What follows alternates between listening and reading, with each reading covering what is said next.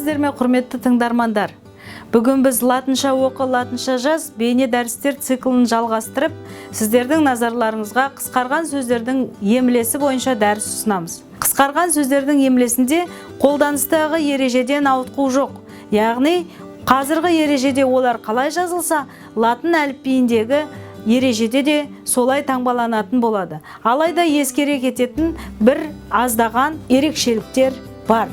Ең алдымен, қысқарған сөздердің құрамындағы барлық әріптер бас әріппен жазылатынын біле тұра, біздер ш әріпінің құрамындағы х таңбасын қысқарған сөздерде кіші әріппен белгілейміз. Мысалы қараңыздар, жауапкершілігі шектеулі серіктестік деген ж, ш, с болып жазылады.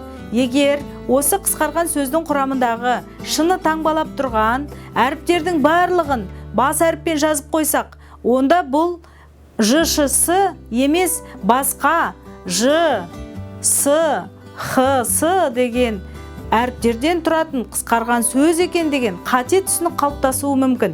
Міне осы жайтты ескергендеріңіз абзал. Ал басқа жағынан қысқарған сөздер қазіргі қолданыстағы ережеге сәйкес жазылады. Оларға жалғаулар жалғанған кезде бұл қысқарған сөздердің айтылу заңдылығына сәйкес жалғанады. Яғни ақтың емес, мысалы ақтың емес ақының. Ақы дегенді қалай дыбыстаймыз? Сол дыбысталған негізге барып жалғау жалғанады. Ж, ш, с-ға, ж, ш, с-ның болады. Бірақ ақышқа болады. Ақыштың болады. Сонымен бірге қысқарған сөздердің емлесінде бұрынғы емле ережелеріне сәйкес келмейтін тағы бір тұсы бар. Ол ресми ұйымдардың атауының жазылуы. Жай ғана ресми ұйымдардың емес, халықаралық мәртебесі аса жоғары, қазіргі жаһаниятта қалың жұртшылықтың барлығына танымал ұйымдардың атауын қазақша айтылуы бойынша қысқартып емес, немесе ол ұйымдардың атауының дыбысталуы бойынша қысқартып емес, өздері қалай атады ағылшын тіліндегі нұсқасы бойынша жазуды осы ережеде ұсынып отырмыз. Бұлардың мысалына ЮНЕСКО, НАТО, USAID, Экспо деген сияқты ұйымдардың атауын келтіруге болады.